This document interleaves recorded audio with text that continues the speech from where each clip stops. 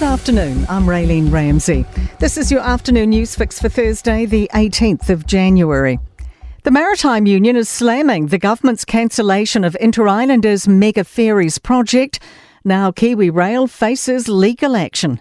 Maritime NZ, which is separate from the union, has filed a charge relating to health and safety at the Wellington District Court.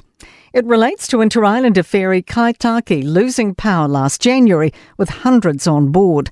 Maritime Union National Secretary Craig Harrison says the government shutting down development of new purpose-built ships is kicking the can down the road. There's no guarantee they're going to keep on going. It's just like trying to keep an old car on the road.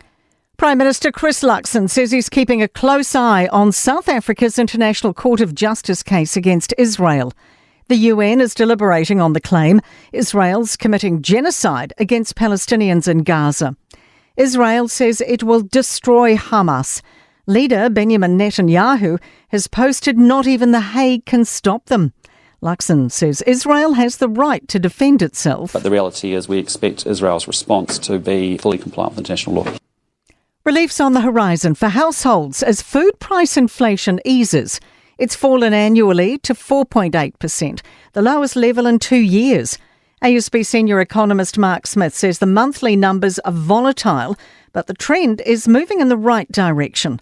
He says they match expectations. Annual food price inflation will fall below 3% about middle this year. It's very encouraging from households who've been essentially swamped by the rising cost of living to see light at the end of the tunnel. 8 people have been charged after an internal affairs probe into a corrupt gambling operation in Hawke's Bay. The people with high-level positions at community organisations are accused of misappropriating hundreds of thousands of dollars in grants and other benefits. 3 appeared in Napier's District Court today, 1 pleading not guilty, the other 2 remanded without plea. There are positive signs in the housing market. Real Estate Institute figures show the national median price dropped 0.7% last year to just under $780,000. More than half of the regions had price increases. One Roof editor, Owen Vaughan, says it shows confidence is up. From the feedback we're getting, there's going to be a lot more properties that are coming to market in February as people gear up to take advantage of that good weather and that increased positivity. China's shrinking population is likely to affect our economy. Its Bureau of Statistics has reported the overall population fell by 2 million people from 2022 to 23.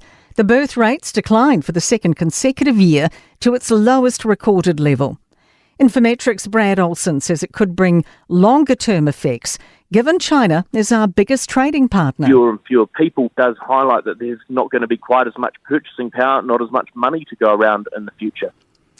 To sporting headlines, and Wellington Phoenix men's coach Giancarlo Italiano sees re-signing Costa Barbarouses as a no-brainer for the A-League football side.